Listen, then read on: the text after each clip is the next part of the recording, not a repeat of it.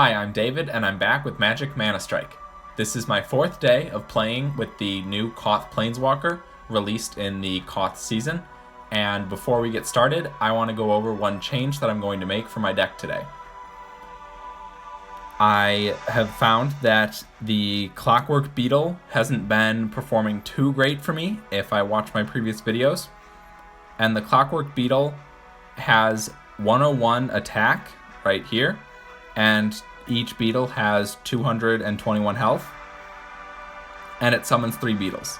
So the change I'm considering is the Hedron Scouts, which have more than that. They have 163 attack, but less health. However, every time that I play this card slot in my deck, it is responsive, and it's to put down multiple small units that will take out a unit that is either attacking directly the tower or something like the Spectral Procession,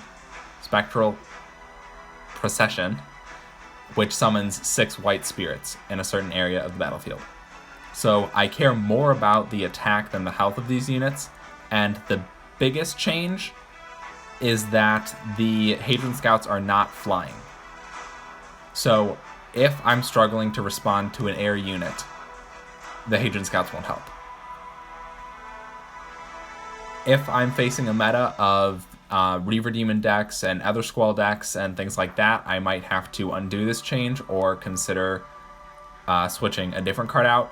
But for now, I think that the 1 mana cost of the Hedron Scouts versus the Clockwork Beetle is going to be better for my cycle to get me back to, specifically, I think the Fire Shrine Keeper is better than both of those cards. So I will save that 2 mana. I'll be able to deploy this responsive card faster, and it will increase the cycle of my deck to get back to the cards that I want to be playing more often. So with that, let's get right into the first game.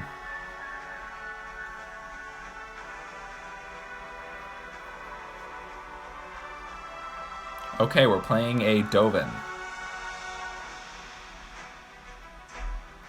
Dovin is one of the popular planeswalkers right now, and at white-blue, he should be largely a control deck. Okay, so we have a Ninja and a Phoenix. I'm going to Swashbuckler to hopefully line up the Scout or the Ninja and the Icefall Dragon, which I did. So let's use the mana, or let's use the resources generated there to make a push. But the Wavecrash Triton is, luckily for me, the Hellrider jumped past the Wavecrash Triton, because at first you saw the Hellrider got pushed back, but then he jumped past the Wavecrash Triton to damage the tower. And when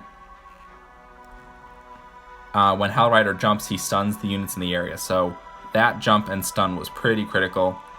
So here's the Spectral Procession that I talked about. So I placed my Hedron Scouts. He Ratchet Bombs to try to take out the Hedron Scouts, but it looks like 2 of them survived. So I handled that attack pretty well. He's not doing much of anything, so luckily I didn't play too much there, which left me with mana and resources to respond to the Dovin that was placed in the top row. I believe that's his 2nd Planeswalker.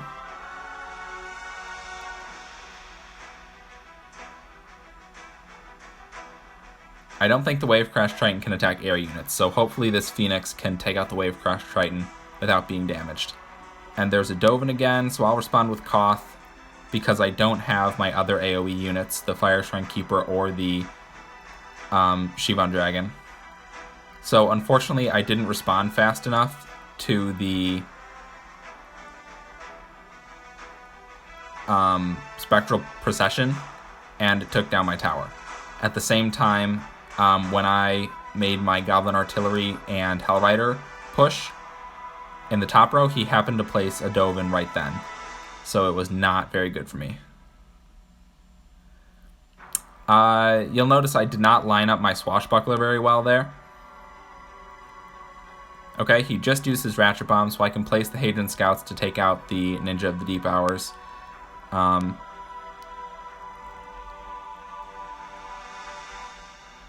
There's only 30 seconds left, and I have 2 planeswalkers, so I'm going to make sure to use them. Trying to place the swashbuckler again so that his arrow will hit multiple units as he attacks. Hellrider hopefully getting in his jump. Fire Shrine Keeper close enough to the tower.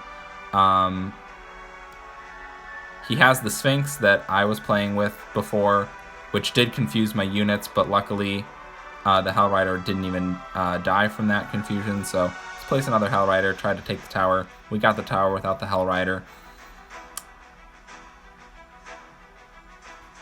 So you could see that the Dovin was playing very control cards, but I dropped the Spectral Procession from my Dovin deck a while ago. I'm at high rank 7, almost rank 8 right now.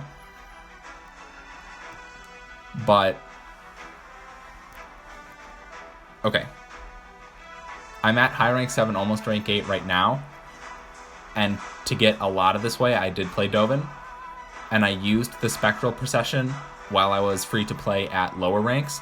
But once I got higher ranks, I unlocked the Blinding Mage and the Soul of Theros and cards like that, and I put those in the deck over the Spectral Procession. So I'm going to make sure to complete the daily quest that I have finished. That gets me some common cards.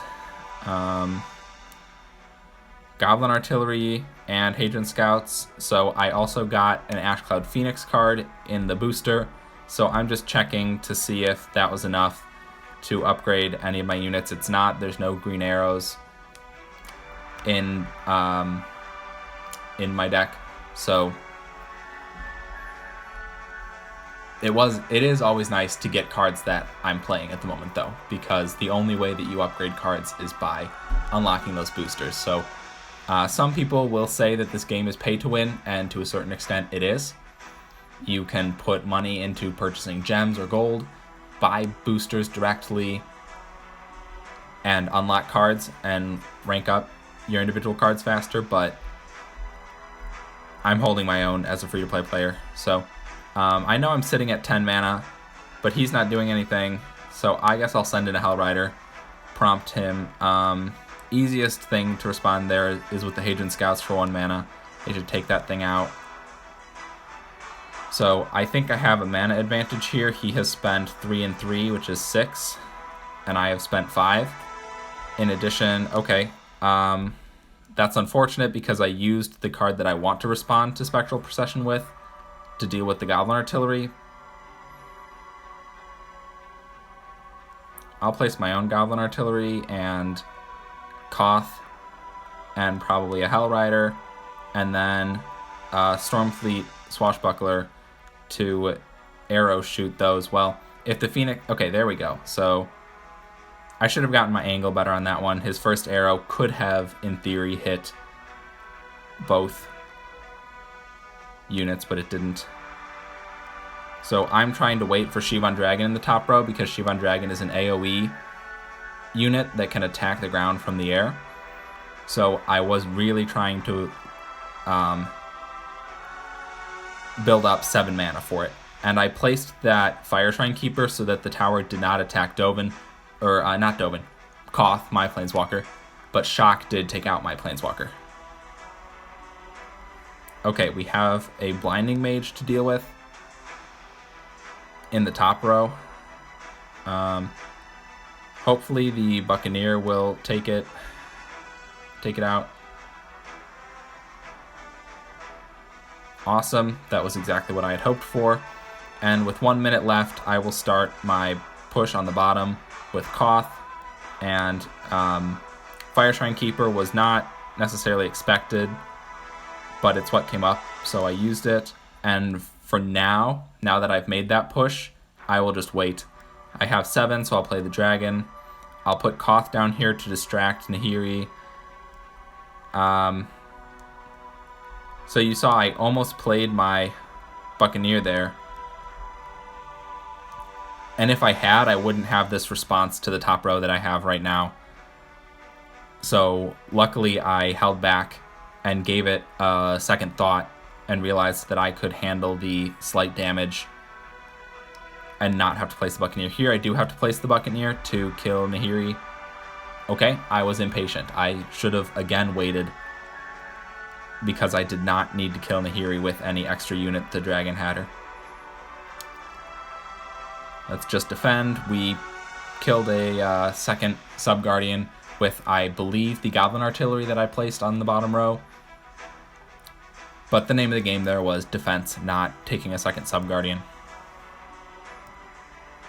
So by winning again, I get to open the next booster pack. I'll look at that in a second. Okay, what's the rare card? Grave Titan. Okay, so with that win, that pushed me over 2100. I'm at 2102 right now. So there are less than 100 stars until rank 8. At each rank, your Guardian health goes up and your Planeswalker level increases by 1, which increases the Planeswalker's attack and health, just like upgrading a card. But in addition, in between each of the bigger numbered ranks, you can receive one-time prizes as you pass certain star amounts for the first time. So this is the equivalent of a booster. It's a gold booster, so randomized just like the boosters are.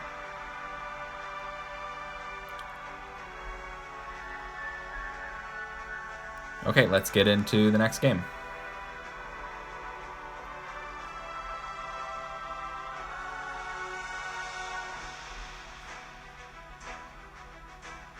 Our opponent is Garrick. So he's going to be black and green, almost definitely running Circle of Pain, which is always annoying for my deck to deal with because Koth walks so slowly. So we're going to try to play units more in the center.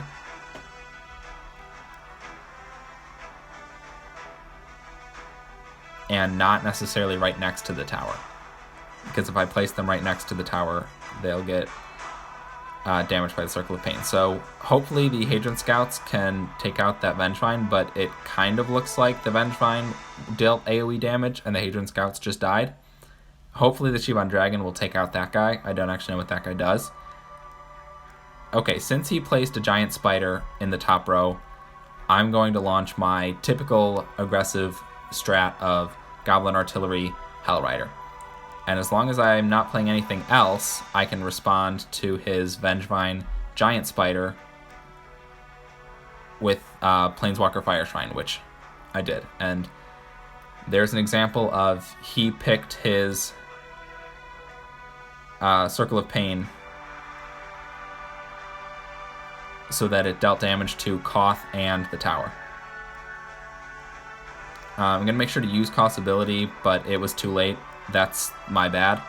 Have to use Koth up there. I have nothing else to respond to them with. But I really should have used Koth's ability earlier so that he didn't die. It was effectively wasted. Okay, come on, Koth, deal damage to them. Yes, so since Koth was still on my side of the playing field, he attacked those units. We're going to put in Hellrider. Hopefully Hellrider... Oh, the Skull Catapult is listed as a building, so... it attacked that instead of the Sub-Guardian that I wanted it to attack. We're going to put another Koth up top. I don't really know that that's the right decision. But I'm being very much overwhelmed. Use his ability to try to increase his attack right now. I have to stop playing units for the bottom row. He missed my tower with the Circle of Pain, I think, but also I placed the Fire Shrine Keeper right into the Circle of Pain. So, it looks like the bottom row is where I'm going to take a tower. Where I have to take a tower, I should say. And I did get it, which is good, and I have much more damage on the top tower than he has on my bottom tower. So with a Goblin Artillery that will hopefully be very annoying for him to take out, I am hoping to do enough damage to the top tower over time that I win this game. So I'm trying to cycle through my deck, playing all the cards defensively in the bottom row. I think Dragon was a Do I have another Planeswalker? Yes, I do. So I'm playing the Planeswalker in the bottom row. Not the Goblin Artillery right now, because he has the Skull Catapult that would kill it. Alright, Phoenix and Goblin Artillery. Alright, let's go. Come on, Goblin Artillery. Shoot one more shot and I win. Okay.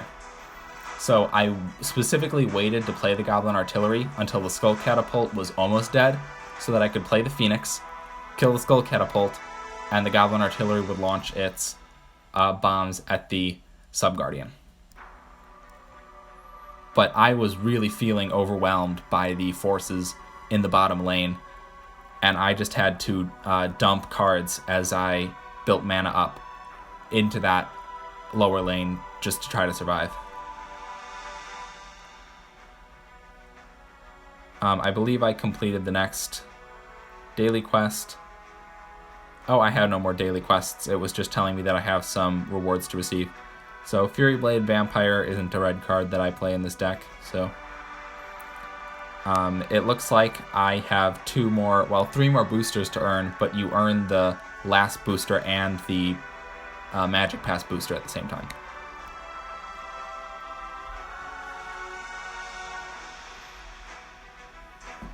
So the games are going pretty well today. I don't think I was good enough last game about placing units in the middle. He did get to Circle of Pain me a lot.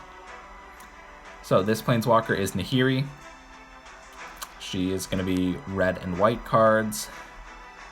Luckily we have the Shivan Dragon right away, so I will play it in response to whatever Nahiri does.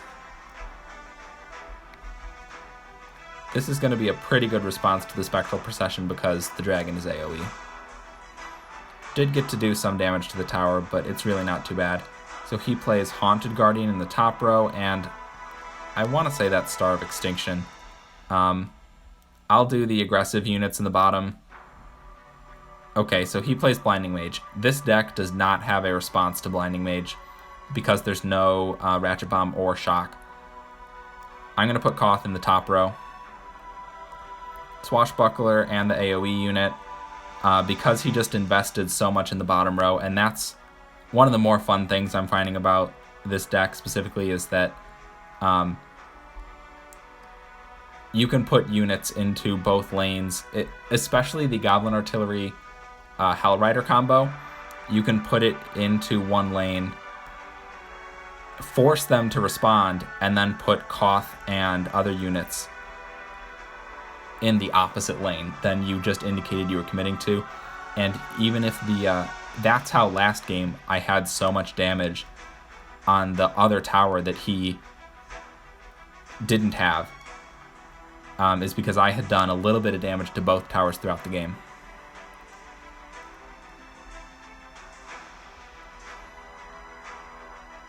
So once again, it looks like bottom tower has most of the damage. Let's play a Goblin Artillery. He looks like he's saving up for something. Let's do the AoE Fire Shrine Keeper up there to try to stop the Spectres from doing too much. We're about to hit ManaStrike, so I think I just need a Phoenix because I don't want that Haunted Guardian to do too much, but he also has a Shivan Dragon, so I'm going to play mine a little farther back so that I have time to build up more mana. I know I'm going to need the Swashbuckler.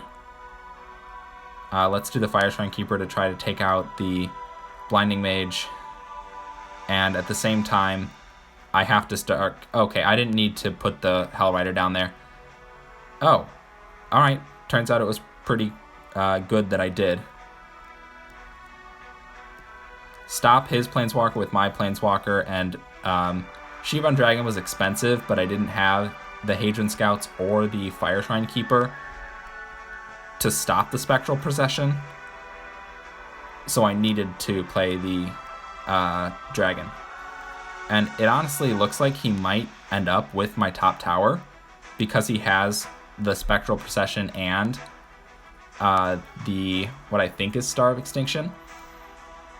So I made the aggressive push on his top tower, but it turns out he couldn't cycle quickly enough to take the top tower, so top sub guardian. Alright, 1 win closer to my boosters for the day. Angel of Renewal. Alright. I'm pretty sure if I win this one, that's 5-0 for me today.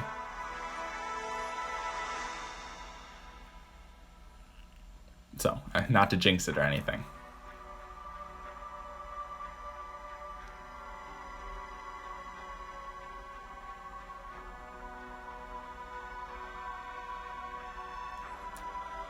Feel free to engage with me in the comments. I absolutely respond to each and every comment. If you are agreeing with my plays, disagreeing, if you think there's a very small thing I could improve on, or a very large concept that I'm missing. Looks like we didn't catch a match. So we just get back into the queue. That happens sometimes.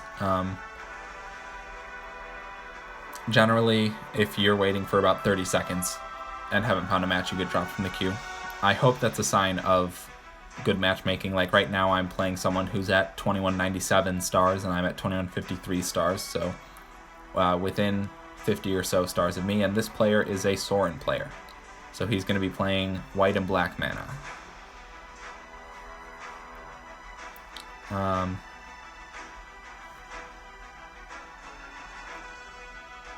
I don't see him doing anything, so I will start out aggressive.